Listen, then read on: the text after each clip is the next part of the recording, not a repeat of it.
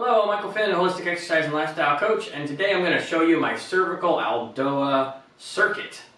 So it's not super crazy intense that's going to make you sweat or anything like that, but here on my channel I have a whole playlist of all the cervical ELDOAs, and you should actually go through all of those and learn all of those first, because basically what I do is I just combine all of them together in a shorter period of time. So I do the cervical ELDOAs completely every couple of days, but every time I work out, sometimes in between a set, I will do this little cervical ELDOA circuit. So, our cervical ELDOAs, all of them except for one that I don't actually have up on my channel. You gotta be a client to get the very last one.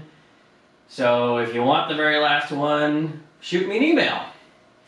So our cervical ELDOAs start here on your back, with our legs up off the floor, our knees pulled in towards our chest, but only as far as you can keep the tailbone down on the floor. The calves are resting on the hamstrings, the toes are pulled up towards the shins, and we keep those legs together best we can. I will tell you right now, I have a difficult time. My knees tend to want to separate as I do this, but I just keep focusing on keeping them there, and it gets a little bit better every time I do it. So then we want to lengthen that spine all the way out as long as we can.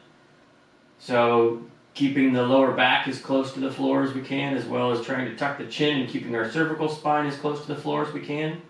Alright, and then we're going to start with C7, C8 with those arms stretched out all the way up over the head so that your biceps are right by your ears, as close to your ears as you can get them, and your fingers are pulled back towards the backs of your wrists, with your fingers kind of splayed out away from each other, so that your thumb and your index finger are just very, very lightly touching the floor as you reach all the way out. And this is stretching all of the fascia and opening everything up. So we actually build a lot of strength while we do this, as well as flexibility. So you want to inhale and reach all the way out, making everything as long as you can, and exhale and trying to tuck that chin all the way down, as well as keeping the back of your head light on the floor. So I'll do like 3 breaths here, and then I'll shift right into C6, C7, where the wrists are straight out from the eyes, and I'll do 3 breaths there.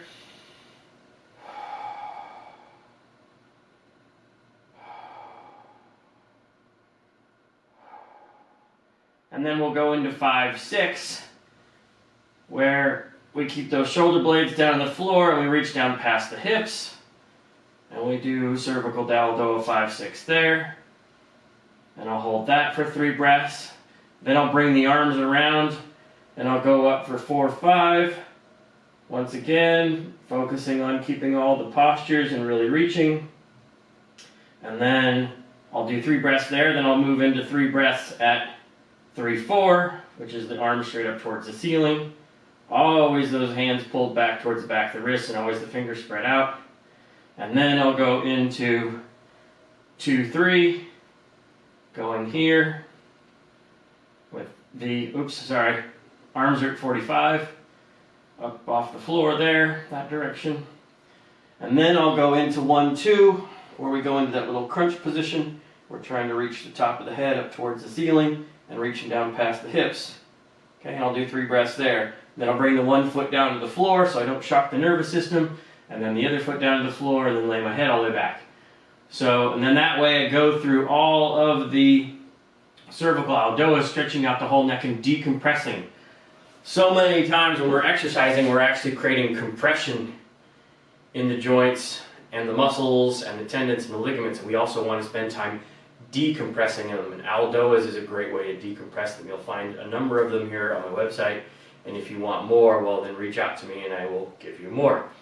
So, but the key is, especially like, when we're working out, we might have rest periods, and instead of taking like full-on rest, I'll sit here and I'll do some cervical ELDOAs, or I'll do some other ELDOAs, and I'll decompress some things while I'm resting in between sets, and it allows me to function really well, and it keeps my neck very strong and healthy and in a better posture, and make sure to fight my natural tendency to have forward head posture, so it improves that quite dramatically, okay? And then like I said, there's an extra ELDOA, but all these are all in my playlist. This video is in my playlist too on cervical ELDOAs. They're all in my playlist except for the one, because the one is very important to do correctly, and it's very important to be working with somebody like myself when you're using it, because it can cause problems in the body depending upon how the alignment is of your cervical spine. So, if you have any questions, reach out. Try the little circuit after you've practiced all of the cervical ELDOAs on their own. You can try the little circuit and see how it works for you.